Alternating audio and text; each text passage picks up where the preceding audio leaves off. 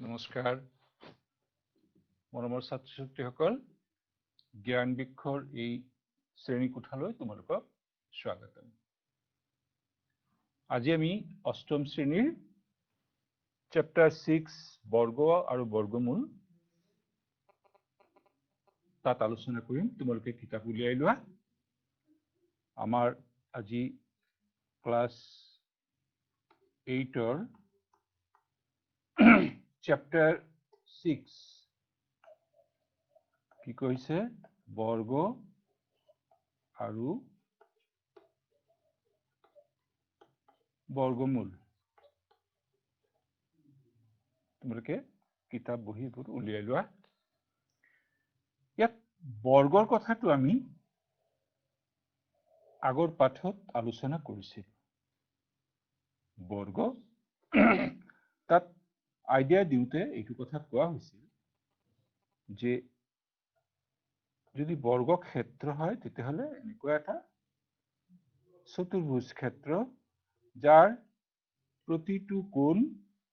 90 degree আৰু প্ৰতিডাল বাহু জোখত একে। এইটো হ'ল বৰ্গ ক্ষেত্ৰ। বৰ্গ ক্ষেত্ৰ এইটো মনত পেলাবলৈ কথাটো মই কৈ দিলো দেই। ক্ষেত্ৰ শব্দৰ অৰ্থ হৈছে আমি ফিল্ড খেতি ঠাই এনেকৈ কৰিব পাৰো। এনেকুৱা চাৰিকোণীয়া জাগাটোক আমি বৰ্গ ক্ষেত্ৰ বুলি কওঁ। এতিয়া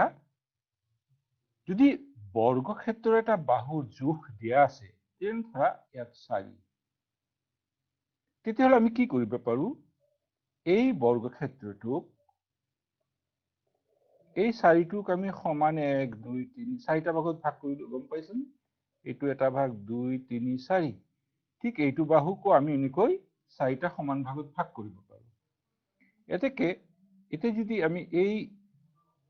এনেকৈ আমি যদি ভাগবিলাক কৰি পেলাও, অৰ্থাৎ আমাৰ যিটো বৰ্গ ক্ষেত্ৰ দিয়া আছে তাক আমি যদি এক দৈৰ্ঘ্য বা একক দৈৰ্ঘ্য বুলি কোৱা হয়, এইটো যদি 4 সেন্টিমিটাৰ আছিল তেতিয়াহ'লে ইয়াৰ প্ৰতিটো বাহু এইখিনি একোটা 1 সেন্টিমিটাৰ হ'ব। এতেকে এই যিটো আমি বৰ্গক্ষেত্ৰ ইয়াত পালো সৰু বৰ্গক্ষেত্ৰটো 1 সেন্টিমিটাৰ এনেকুৱা আমি কেইটা পাম ইয়াত 1 2 3 4 5 6 7 8 9 10 11 12 13 14 15 16। ইয়াত আমি 16টা পালো। কি বৰ্গক্ষেত্ৰ? এক দৈৰ্ঘ্যৰ। মূলটো আছিল 4 সেন্টিমিটাৰ। ইয়াত প্ৰতিটো বৰ্গক্ষেত্ৰৰ বাহু জোখ হৈছে 1 সেন্টিমিটাৰ। এতেকে আমি ক'ব পাৰো যে 4 সেন্টিমিটাৰ বাহু দৈৰ্ঘ্যৰ বৰ্গক্ষেত্ৰ এটাক 1 সেন্টিমিটাৰ বাহু দৈৰ্ঘ্যৰ 16টা লৈ আমি বিভক্ত কৰিব পাৰো। এই ক্ষেত্ৰত মই ক'ব পাৰো যে 4 সেন্টিমিটাৰৰ বৰ্গফল 16 বৰ্গফল দেই। বৰ্গফল তোমালোকে মন কৰিবা, বৰ্গক্ষেত্ৰ বুলিতে এই গোটেই ছবিটোৰ কথা কোৱা হৈছে, ঠাইখিনিৰ কথা কোৱা হৈছে। ফল বুলি কোৱাৰ লগে লগে চাবা ইয়াৰ বাহু দৈৰ্ঘ্য যিমান আছিল সেই বাহু দৈৰ্ঘ্যক সমান, যদি 5 সেন্টিমিটাৰ তো সমান 5টা ভাগত ভাগ,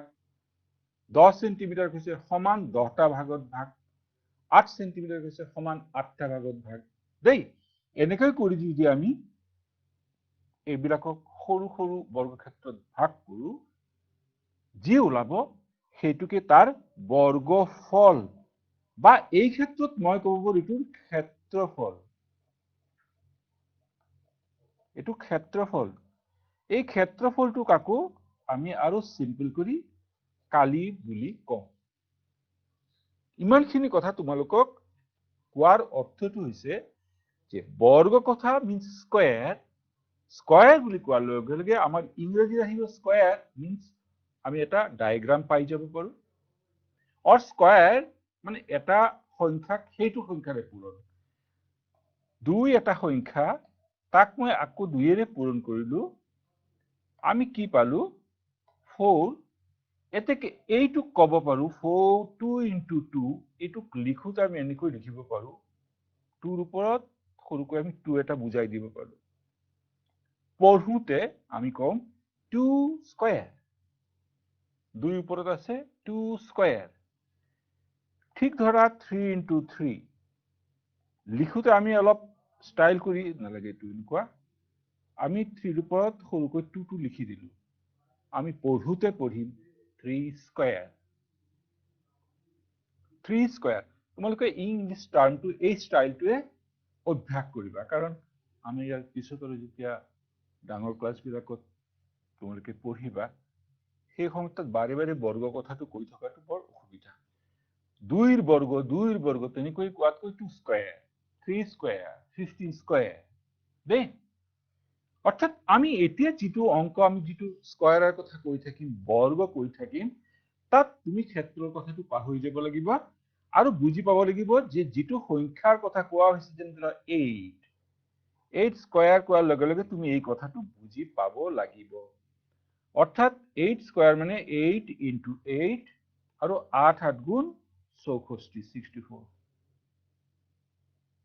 মই অলপ এতিয়া এইখিনি তোমালোকৰ মনত পৰিল নে বাৰু আমি আগৰ পাঠত আলোচনা কৰিছিলোৱে এবাৰ আমি এটা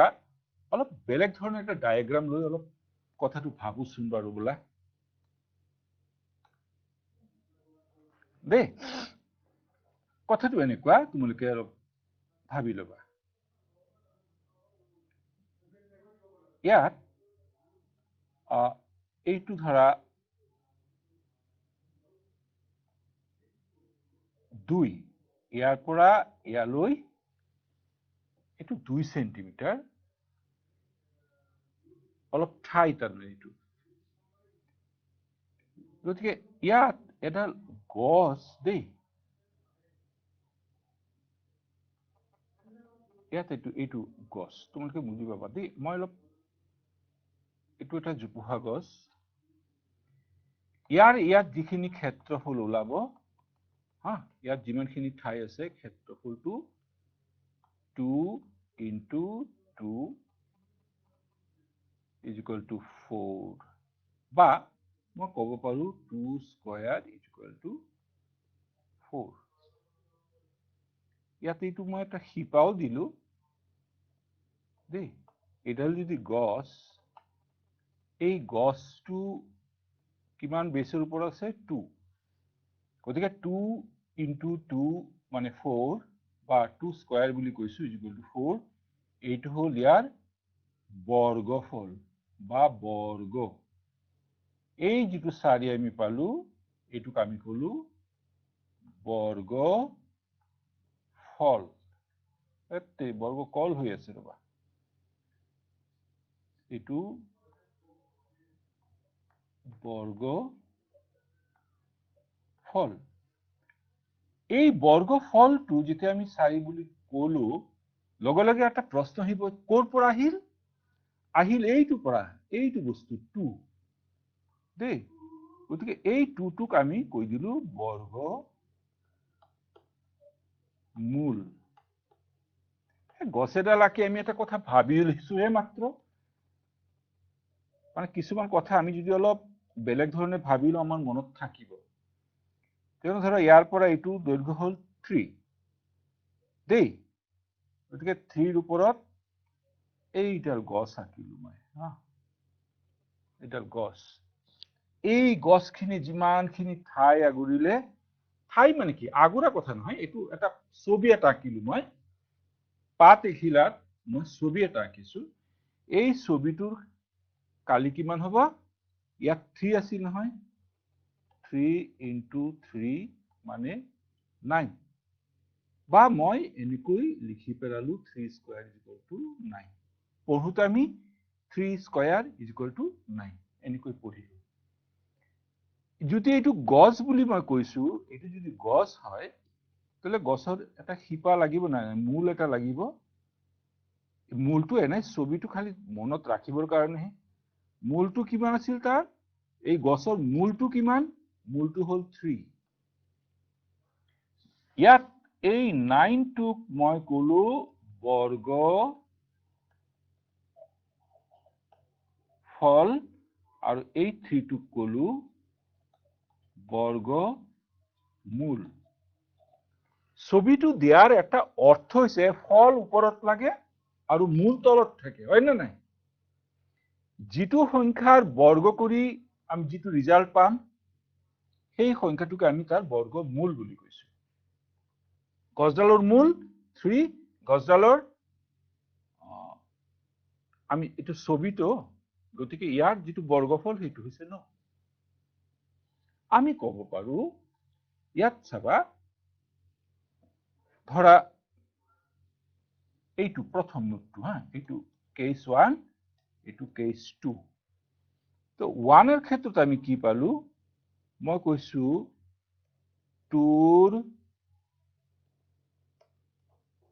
বৰ্গফল তো বাৰে বাৰে বৰ্গফল নকৈ অকল বৰ্গ বুলি আমি কৈ এৰি দিব পাৰো 2 বৰ্গ 4 পাইছা বুজি কথাটো 2 কোৱাৰ লগে লগে যেতিয়া 2 বৰ্গ বুলি কলো আমি তাত তোমাৰ লগে লগে ব্ৰেইনত আহি যাব লাগিব যে এইটো 2 ইনটু 2 যিটো সংখ্যাৰ বৰ্গৰ কথা কোৱা হয় সেই সংখ্যাটো আকো হেতুৰে পূৰণ কৰিব লাগে অৰ্থাৎ 5 ৰ যদি কয় 5 ইনটু 5 10 ৰ বৰ্গ 10 ইনটু 10 15 ৰ বৰ্গ 15 ইনটু 15 থাকিল না মনত যিটো সংখ্যাৰ বৰ্গ সেইটোৰে তাক পূৰণ গতিকে 2 স্কয়াৰ আৰু এইটো বাৰে বাৰে 2 ইনটু 2 2 ইনটু 2 লিখি থকাটা আমনিদায়ক সেই কাৰণে এইটো এটা টেকনিক উলিয়াই দিয়া হৈছে আমাৰ গণিতজ্ঞ বিলাকে এনেকৈ লিখিছে 2 স্কয়াৰ বুলি কওঁতে আমি 2 স্কয়াৰ বুলি কৈছো এইটো বৰ্গফল বা বৰ্গ ঠিক তেনেকৈ এটা আমি যদি এটা তুমি আমাক খুধে ইয়াত যেটো আমি 4 পালো এই 4 যে তুমি পালা মূলটো ক'ত তুমি যে সংখ্যাটো 4 বুলি কৈছা এটা পূৰ্ণ বৰ্গ সংখ্যা হ'ল মূলটো কি আমি মূলটো 2 লৈ গুছি আহিম এই কথাটো আমি অলপ এটা নোট কৰি লৈছো দেই এইখিনি কথা তোমালোকে মন কৰিবা মই এই নোটটোৰ কথা অলপ মন কৰিবা 2 বৰ্গ 4 তোমালোকে গম পাইছা এইটো এতিয়া এই যেটো 4 পালো আমি ইয়াতে এই যেটো 4 কথা কৈছে 4 মূলটো কি আছে 2 এই কথাটো আমি এটা ল্যাঙ্গুয়েজ দিম 2 বৰ্গ 4 এটো আমি ইংৰাজীত লিখোতে বা আমি অংকৰ ভাষাত লিখিলে আমি লিখি দিম 2 square is equal to 4 2 square is equal to 4 অসমীয়াত আমি পঢ়োতে এনেকৈ পঢ়ো 2 বৰ্গ 4 কিন্তু অংকৰ ভাষাত আমি লিখোতে এনেকৈ লিখিম 2 স্কয়াৰ ইজ ইকুয়াল টু 4 এটা যেটা 4 হল মূলটো আমি 2 পালো মই লিখিছো তে ইয়াত লিখিব 4 বৰ্গমূল 2 4 বৰ্গমূল 2 এইটো আমি অংকৰ ভাষাত লিখিবলৈ গলে 4 বৰ্গমূল 4টো লিখিলো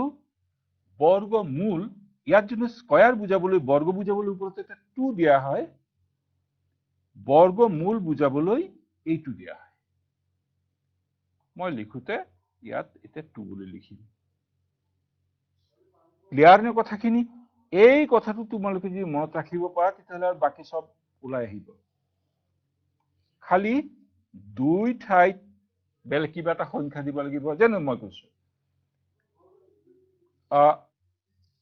3 বৰ্গ কিমান লিখিম আমি 9 আমি লিখোতে এনেকৈ লিখিছো ইংৰাজীত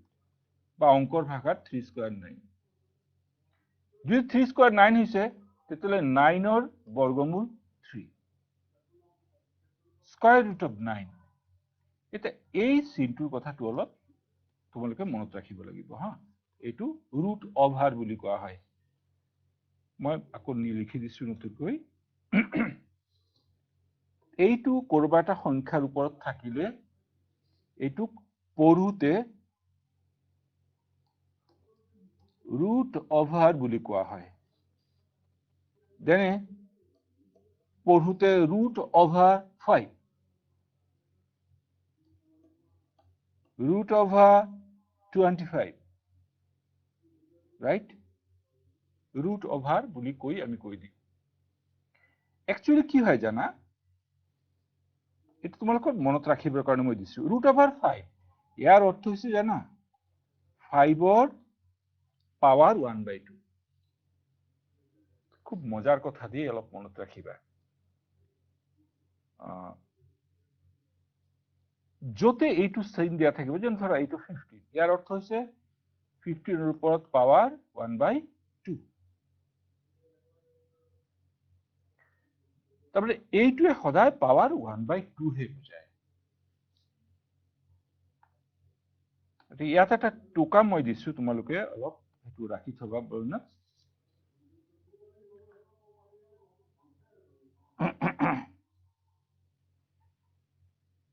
গতিকে আমি বৰ্গমূলৰ কথাটো এটা নোট এটা কৰো বলা হা যেন ধৰা 2 বৰ্গ 4 মই লিখোতে লিখিলো 2 স্কয়াৰ ইজ ইকুৱেল টু 4 ইয়াত মই যদি এইটো লাইনটো টানিছো তোমাক একটা কথা মনত পেলাবলৈ 2 স্কয়াৰ ইজ ইকুৱেল টু 4 তাৰ মানে কি root over 4 is equal to 2 তোমালোকে মিলাই পঢ়িবা কিন্তু 2 বৰ্গ 4 কথাটো আমি কওঁতে এনেকৈ কৈছো আৰু মেথছৰ ভাষাত আমি লিখিছো 2 স্কয়াৰ ইজ ইকুৱেল টু 4 এটা উল্টাকে কৈছো 4ৰ বৰ্গমূল 2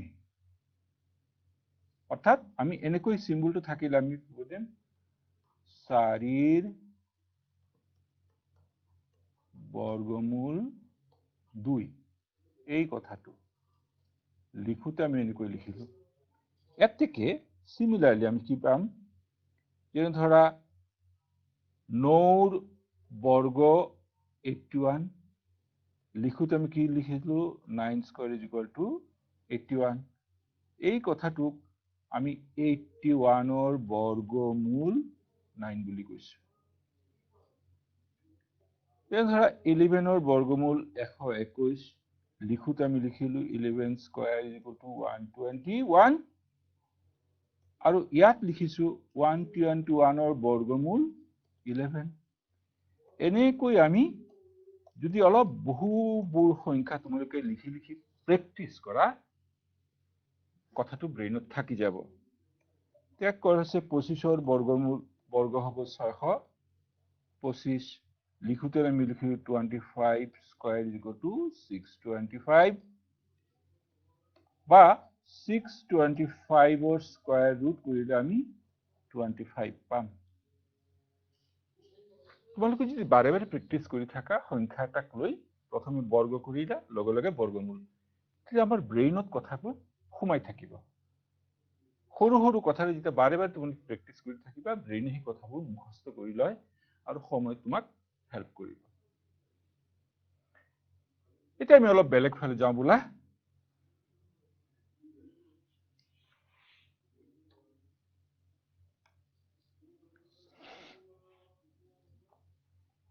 এটা আমাক প্ৰশ্ন সুধিব পাৰে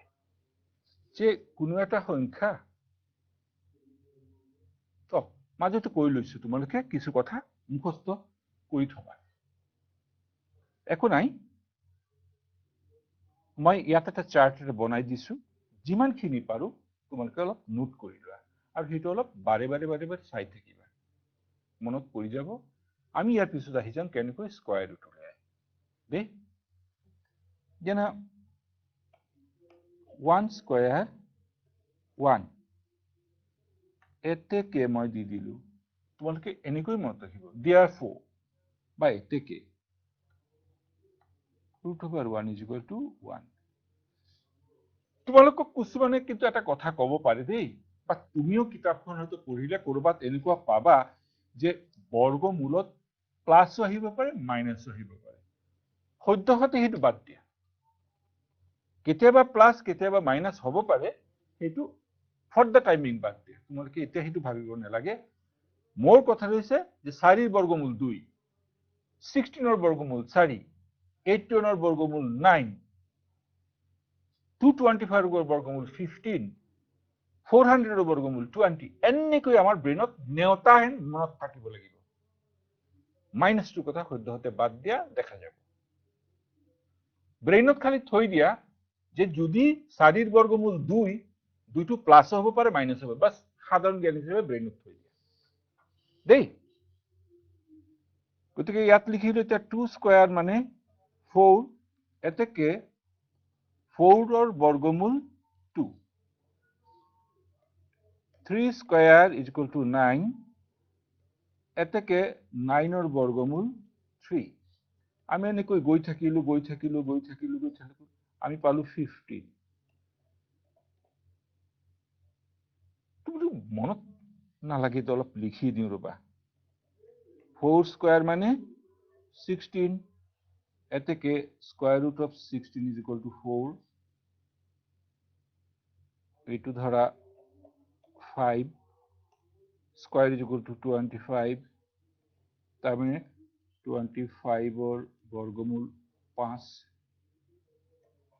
6 স্কয়াৰ মানে 36 এতে থেকে 36 ৰ স্কয়াৰ ৰুট হবে 6 7 স্কয়াৰ 49 এতে 49 ৰ 7 8 স্কয়াৰ ইজ ইকুয়াল টু 64 এতে 64 ৰ বৰ্গমূল 8 9 স্কয়াৰ 81 এতে 81 ৰ বৰ্গমূল 9 10 স্কয়াৰ মানে 100 এতে 100 ৰ বৰ্গমূল 10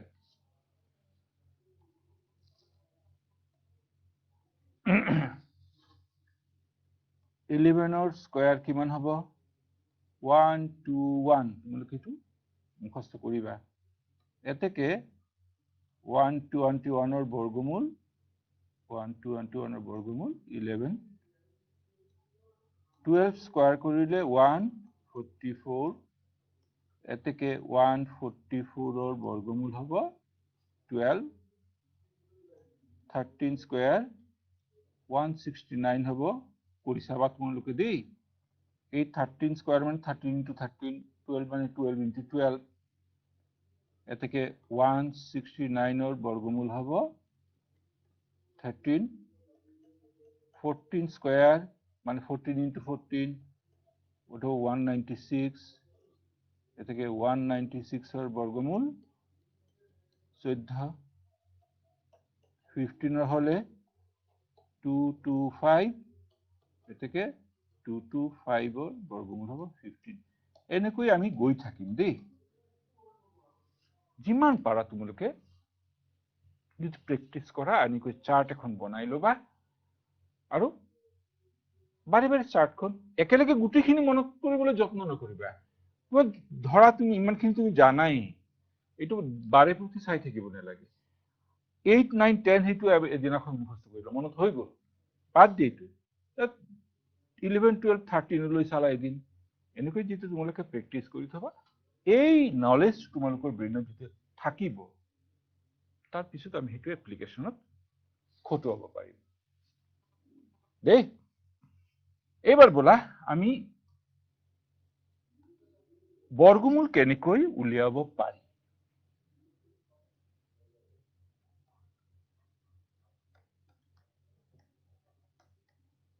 বৰ্গমূল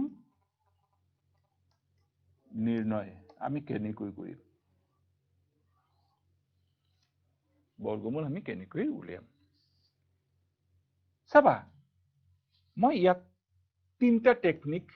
বা তিনটা প্ৰসেস আমি আলোচনা কৰিম তাৰে যেটো আমাৰ বেছি কামত লাগিব সেই নিয়মটো অলপ ৰিপিট কৰিম তো তোমালোকে এটা আছে যে আমি অঙ্কবোৰ কৰোতে successive deduction Successive deduction, ইয়াৰ অৰ্থ হৈছে ক্ৰমে ক্ৰমে বিয়োগ, পৰ্যায়ক্ৰমে বিয়োগ বা পুনঃ পুনঃ বিয়োগ, বাৰে বাৰে বিয়োগ। এটা উদাহৰণ লৈছো বাৰু। যেনে ধৰা আমাক উলিয়াব দিছে 25ৰ, এইটো এটা কুৱেশ্যন হা, 25ৰ বৰ্গমূল উলিওৱা। আমাক কুৱেশ্যনটো কৈছে 25ৰ বৰ্গমূল উলিয়াব লাগে। আমি এটা প্ৰচেছ, মই কৈছিলো নহয় যে বাৰে বাৰে বিয়োগ বা পুনঃ পুনঃ বিয়োগ, এইটো আমি কৰিব পাৰো। কেনেকুৱা কথাটো মনত ৰাখিব লাগিব, যিটো সংখ্যা আমাক দিয়া থাকে তাৰ পৰা প্ৰথমতে আমি এড বিয়োগ কৰিম, অযুগ্ম সংখ্যা দেই। কিমান পালো? 24। যিটো হল এই 24টোক ইয়াত গুচাই আনা, একৰ নেক্সট অযুগ্ম সংখ্যাটো 3, 1, 3, 5, 7, 9, 11 এনেকুৱা অযুগ্ম সংখ্যা বিয়োগ কৰিবা দেই। প্ৰথমতে 1, 1ৰ পিছত আহিব আমি 3 বিয়োগ কৰা। কি হল? 24ৰ পৰা 3 বিয়োগ কৰাৰ লগে লগে 21। গতিকে 21ৰ পৰা নেক্সট অযুগ্মটো কি? 1, 3, 5। 5 বিয়োগ কৰিলো, কিমান হ'ব? 19। 19ৰ পৰা 5ৰ পিছত আহিব 7, কিমান হল? 12। 12ৰ পৰা 9 বিয়োগ কৰিব লাগিব, কিমান থাকিব? 12ৰ পৰা 9 বিয়োগ কৰিলে কিমান থাকিব? কিবা ভুল হৈছে নেকি? এক মিনিট দেই। 25 4 গ'ল, 24 হল, 21 হল। এইয়া এইটো ভুল হৈছে, এইটো লিখোতে মোৰ ভুল হৈছে দেই। এইটো 24 হৈ গ'ল, এইটো 21 হে হ'ব লাগে। এইটো 21, 21ৰ পৰা 5 মাইনাছ কৰিলে কিমান থাকিব? 16। গতিকে এইটো 16 হল। 16ৰ পৰা 7 বিয়োগ কৰিলে কিমান থাকিব? 9 থাকিব। গতিকে 9ৰ পৰা আমি 9 বিয়োগ কৰাৰ লগে লগে 0 হৈছেনে? খৰখেদা কৰিলে কিছুমান বস্তু বেয়া হয়, মনত ৰাখিবা। আমি পালো, এতিয়াতো আৰু বিয়োগ কৰিবলগীয়া একো নাই। আমি কেইটা ধাপত জিৰোটো পালো? এই যে জিৰোটো পালো, কিমানটা ধাপ? 1, 2, 3, 4, 5টা ধাপত আমি জিৰোটো পালো। এতেকে ইয়াত মনত ৰাখিব, এইটো 5টা ধাপ বুলি ক'ব পাৰে, বা ধাপ বা ষ্টেপ যি মন যায় ক'ব পাৰা। এতেকে 5টো হল ইয়াৰ বৰ্গমূল। therefore মই লিখিলো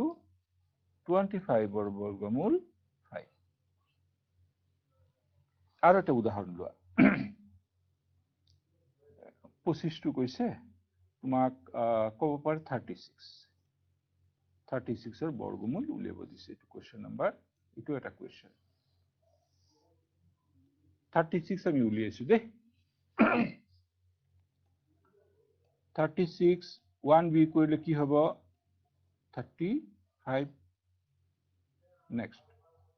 35ৰ পৰা 3 বিয়োগ কৰিলে কিমান হ'ব? 5ৰ পৰা 3 গ'ল, 32। 32ৰ পৰা 5 বিয়োগ কৰিব লাগিব, হ'ব 27। 27ৰ পৰা কিমান বিয়োগ কৰিম? 7। গতিকে হ'ব 20। 20ৰ পৰা 9 বিয়োগ কৰিব লাগিব, কিমান হ'ব? 11। গতিকে 11ৰ পৰা 9ৰ পিছত 11টো আহিব, ইকুৱেল টু 0। মন কৰিবা দেই, 1 3 5 7 9 11 এনেকৈ অকল অযুগ্ম সংখ্যাবোৰ পৰ্যায়ক্ৰমে বিয়োগ কৰিব লাগিব ইয়াত 0 পালো আমি কিমানটা ধাপত পালো 1 2 3 4 5 ছয়টা ধাপত পালো ইয়াত ছয়টা ধাপত আমি 0 টো পালো এতেকে এই 36 ৰ বৰ্গমূল আমি 6 লিখিলো আশা কৰো ধৰিব পাৰিছে কথাবিলাক এইটো গল এটা প্ৰসেস এই পুনৰ বিয়োগ এইটো সৰু সুৰা অংকত প্ৰেক্টিস কৰিব পাৰা এইটো অংকটো যি খুব ডাঙৰ হয় খুব ডাঙৰ হ'ব পাৰে যেনে ধৰা তোমালোকক কৈ দিছে যে 625 ৰ বৰ্গমূল উলিয়াব লাগিব মন কৰি চাবা দেই 1 ৰ পৰা কিমান বিয়োগ কৰিব লাগিব কিমান দূৰ যাব লাগিব এতেকে এইটো নিয়মটো তোমালোকৰ ব্ৰেইনত থৈ দিয়া যে দেয়াৰ ইজ এ ৱে আমি এটা বেলেগ নিয়মত যাওঁ বাৰু আৰু কি এটা নিয়ম হ'ব পাৰে আমি 25 ৰে কথাটো লৈ থাকিম বাৰে বাৰে অৰ্থাৎ 25 ৰ বৰ্গমূল আমি উলিয়াব খুজিছো এইটো আমাৰ মৌলিক উৎপাদক বিশ্লেষণ বা উৎপাদক বিশ্লেষণ মৌলিক কথাটো কোৱাৰ মানেটো হৈছে মৌলিক কথাটো তুমি বলকে এইটো জানা যে 2 3 5 7 11 13 17 19 23 এনেকুৱা কিছুমান সংখ্যা আছে যিবোৰ সংখ্যাক অন্য কোনো সংখ্যাৰে হৰণ কৰিব নোৱাৰি যেনে 2 ৰ বাহিৰে হৰণ কৰিবলৈ উপায় নাই ঠিক তুমি 3 ৰে হৰণ কৰিব পাৰিবা অন্য সংখ্যাৰে নোৱাৰিবা 5ক নোৱাৰিবা 7ক নোৱাৰিবা that means all these numbers only can be divided by this particular number 2 ৰে হৰণ কৰিব পাৰিছো 3 ৰে হৰণ কৰিব পাৰিছো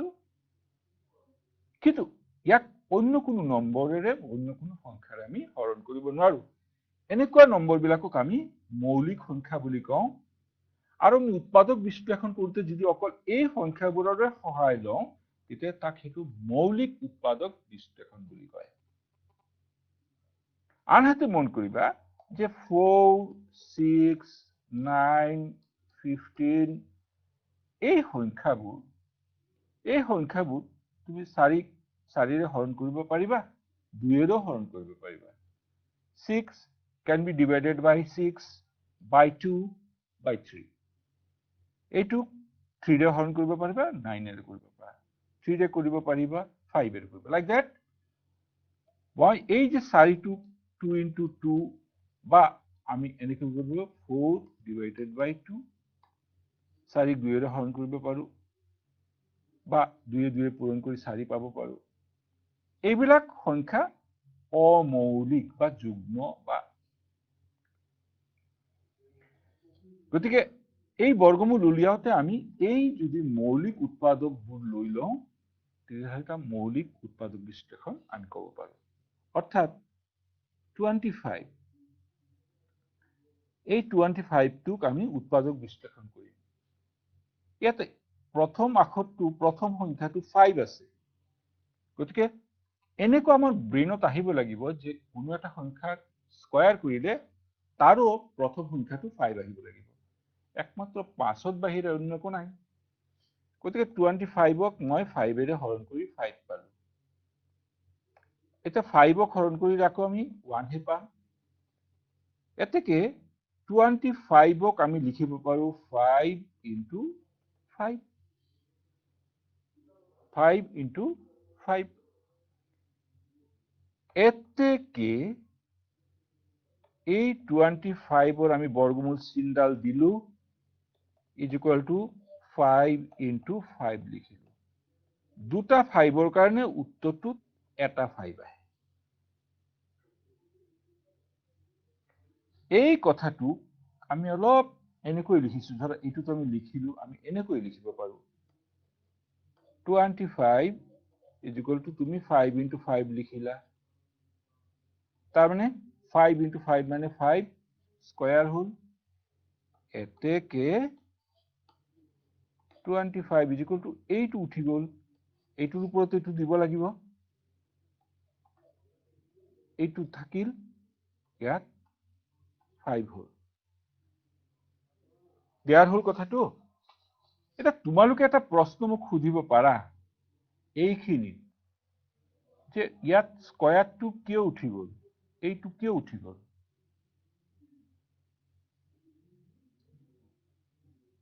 মই অলপ মুছু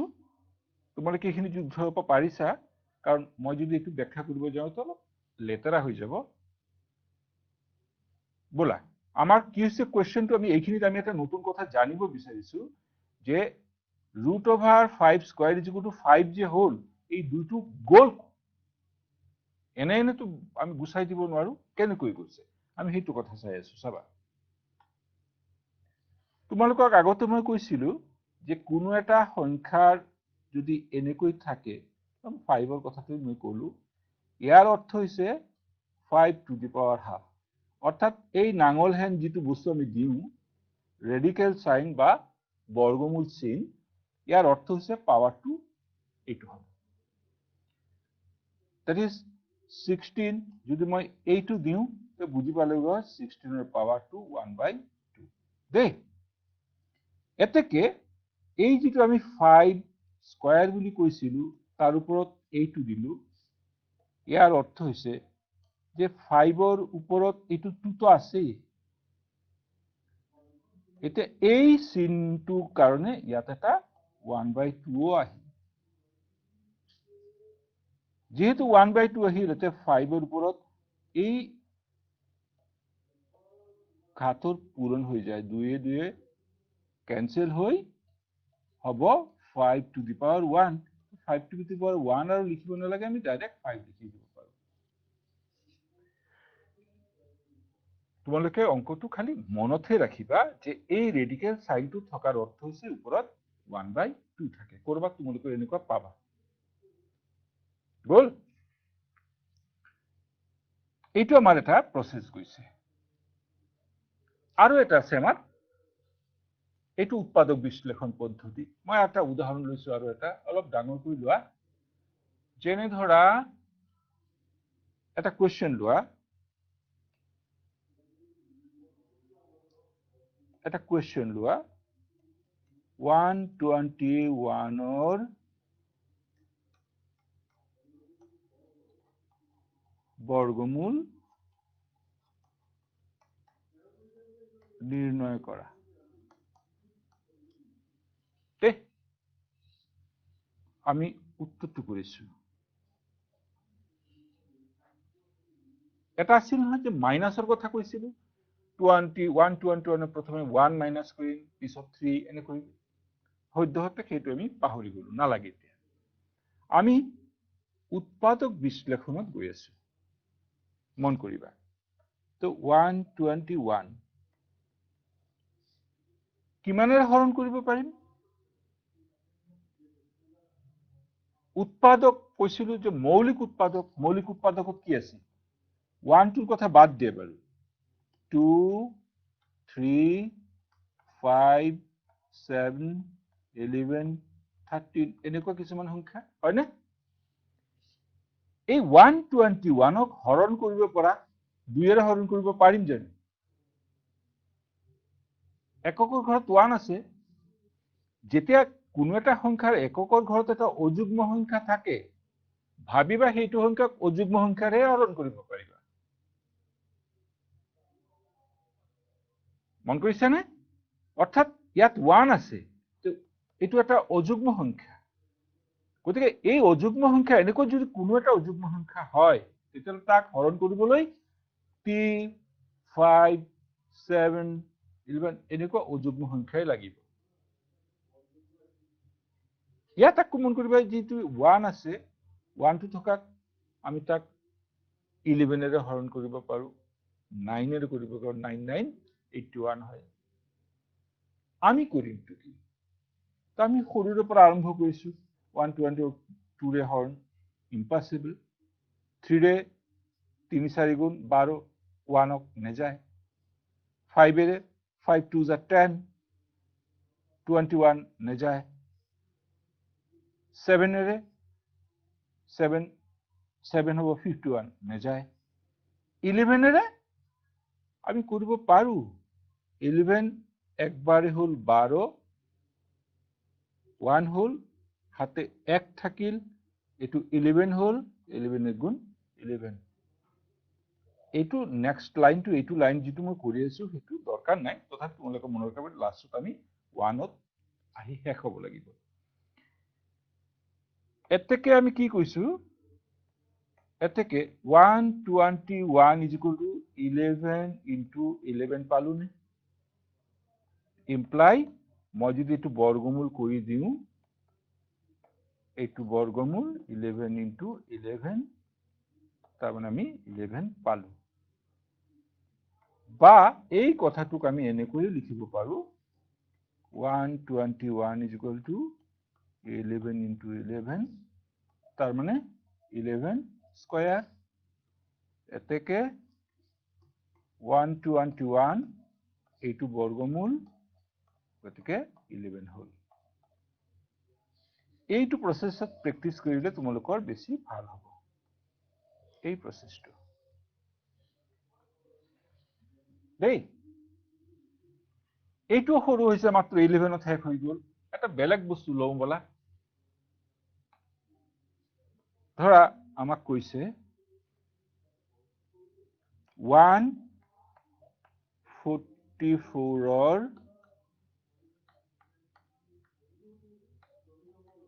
বৰ্গমূল নিৰ্ণয় কৰা দে এটু কোয়েশ্চন আমি উৎপাদক বিশ্লেষণত যাম আমি এনসাৰটো কৰিছো 144 যুগ্ম সংখ্যা এটাকে আমি 2 ৰে ইয়াক ডিভাইড কৰিব পাৰিম পাৰিনে নাই 2 ৰে কৰিলো 7 দুগুণ 14 2 দুগুণ 4 এটা আকৌ যুগ্ম হল গতিকে 2 ৰে পাৰিম 3 2 যা 6 3 6 2 3 গুণ 6 1 থাকিল 6 দুগুণ 12 এটু যুগ্ম হল আকৌ মই 2 ৰে পাৰো 2 1 গুণ 2 16 থাকিল 8 হল মই আকৌ কৰিলো 2 ৰে 9 হল এটা 9ক এটু এটা অযুগ্ম সংখ্যা 3 ৰে কৰিব লাগিব 3 হল গতিকে 3 ক মই 3 ৰে ডিভাইড কৰিলে 1 পালো কি পালো আমি এই প্ৰসেসটো কি পালো 144 ক আমি কি কৰিলো 2 into 2 এটু চাবা 2 into 2 এটু এটা জোৰ এটা বনাই থলো মই 2 into 2 হল পূৰণ আকৌ 2 into 2 হৈছে 2 into 2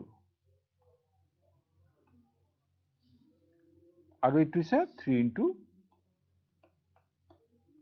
3 এটু পূৰণ গতিকে আমি যেতিয়া বৰ্গমূল কৰিম 144 বৰ্গমূল কৰিলে কি গোটেইটোৰ ওপৰত এই কামটো কৰিব লাগিব 2 into 2 এটু এটা হল আৰু 2 into 2 এইটো এটা হল আৰু 3 into 3 এইটো গতিকে প্ৰতি দুটাৰ কাৰণে এটাই বহিব এটু নালাগে বাৰু এইটোৰ কাৰণে স্কয়াৰ ৰুটডাল একদম উঠাই দিম এটা হ'ব ইয়াত দুটাৰ কাৰণে এটা হ'ব ইয়াত দুটাৰ কাৰণে এটা হ'ব 2 2 গুণ 4 4 3 গুণ 12 এটু হল আমাৰ উত্তৰ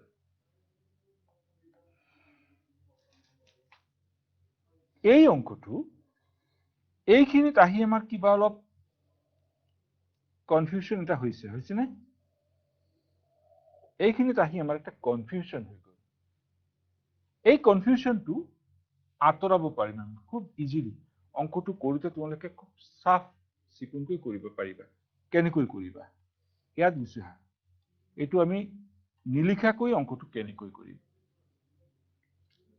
এইখিনি তো কৰিবই লাগিব এইখিনি তোমালোকে কৰিবাই এটা খালি নতুন এটা প্ৰসেছত মই গুছি যাম এই লাইনটোৰ পিছত মই কেনেকৈ কৰিম আমি সেই কামটো কৰিছো 144 is equal to চাবা এই দুটা আছে দুটাৰ কাৰণে তুমি লিখিলা ইয়াত লাগিবই উপায় নাই আৰু দুটা আছে এই দুটাও লিখিলো এই দুটা আছে 3 into 3 এটো লিখিলো আসলতে গুটিখিনি পূৰণ কৰিলেহে এটো পাম এতেকে ইয়াতো গুণ চিহ্ন মই দিলো এতিয়া কাম কৰা এই 2 into 2 মানে 2 স্কয়াৰ হল into ইয়াত 2 into 2 মানে এটো 2 স্কয়াৰ হল আৰু ইয়াত 3 into 3 মানে 3 স্কয়াৰ হল এতেকে মই যেতিয়া 144 স্কয়াৰ ৰুট কৰিম তোমালোকে ডাইৰেক্ট এইটো স্কয়াৰ ৰুট কৰিলে এই 2 টো ক্যান্সেল যাব অকল 2 থাকিব ইয়াত এই 2 টো ক্যান্সেল যাব 2 থাকিব ইয়াত ক্যান্সেল যাব অকল 3 থাকিব তোমালোকে এইটো কাম এই লাইনটো নকৰাকৈও অংকটো কৰিব পাৰিবা 2 square into 2 square into 3 square এইটো নিলিখাকৈ তোমালোকে ডাইৰেক্ট এইটো লিখিব পাৰা 2 into 2 into 3 is equal to 12 আমি এনেকৈ উত্তৰটো উলিয়াব পাৰো দেই এনেকৈ তোমালোকে যিমান ডাঙৰে হওক অংকবিলাক কৰিব পাৰিবা আমি যদি পিছত কেতিয়াবা সময় পাওঁ তেতিয়ালে এটা ভাগ পদ্ধতি এটা আছে এটা ভাগ পদ্ধতি মই অলপ থোৰতে এটা আলোচনা কৰি দিছো যেনে কৈছে আমাক এটা কোৱেশ্চন কৈছে 625 ৰ বৰ্গমূল কিমান বা উলিয়াব দিছে হা দেই আমি ইয়াত এটা কাম কৰিব পাৰো যে এই 625 এটো আমি জোড়া হিচাপে লৈ ইফালৰ পৰা এটা জোড়া বনালো ইয়াত এটা সংখ্যা আছে এতেকে আমি এইটো এনেকৈ এটা সংখ্যাৰে হৰণ কৰিব লাগিব যাৰ স্কয়াৰ এই 6 ৰ সমান বা সৰু হ'ব যদি মই 2 দিউ চাবা 2 স্কয়াৰ কৰিলে 4 হয় বিয়োগ কৰা 2 আৰু এই একেলগে জোড়া সংখ্যাটো তললত নমাই আনিব লাগে এতিয়া এইটো 225 ক হৰণ কৰিব লাগিব ইয়াত আমাৰ 2 আছিল এইটো ডাবল কৰি ইয়াত আনিব লাগে 4 হ'ল এইবাৰ এইখিনিত আমি এটা সংখ্যা ভাবিব লাগিব যাৰ সেই ইয়াত যেটো সংখ্যা বহুৱাম সেইটো সংখ্যাক সেইটো সংখ্যাৰে অৰ্থাৎ ইয়াত 2 বহালে 2 ৰে পূৰণ 4 বহালে 4 ৰে পূৰণ 8 বহালে 8 ৰে পূৰণ দেই সেইটো সংখ্যাৰে 5 আছে এতেকে মই ইয়াত 5 দিবই লাগিব আৰু 5 ৰে পূৰণ আমি কৰিম 5 5 গুণ 25 ৰ 5 হাতে গেল 2 5 4 যা 20 and 2 22 মিলি গল অৰ্থাৎ ইয়াত 5 বহুৱালে ইয়াতো 5 বহুৱাম এতেকে 225 আমি যেহেতু পালো 225 বিয়োগ কৰিলে বিয়োগফলটো একো নাই এতেকে আমি 625 ৰ এতেকে আমি ক'ব পাৰো যে 625 ৰ বৰ্গমূল 25 এইটো বস্তু তোমালোকে স্যাৰ বাইদেউ সকলৰ হেল্প লৈ অলপ চেষ্টা কৰিবা আৰু যদি মই কেতিয়াবা সময় কৰি আহিব পাৰো তেতিয়াহলে দশমিক আৰু ভগ্নাংশ সংখ্যা কেনেকৈ বৰ্গমূল কৰিব লাগে আলোচনা কৰিম মুঠতে যিখিনি তোমালোকে আজি চালা কিতাপখন মেলিবা নোট কৰিছা স্যাৰ বাইদেউ সকলক খুদিবা ঘৰৰ ডাঙৰক খুদিবা দেই তোমালোকে অলপ পৰিশ্ৰম বেছি কৰিব লাগিব তোমালোকৰ ভাল হ'ব দেই গোটেইখিনি ভালে ভালে থাকিবা বাদ দিলো টাটা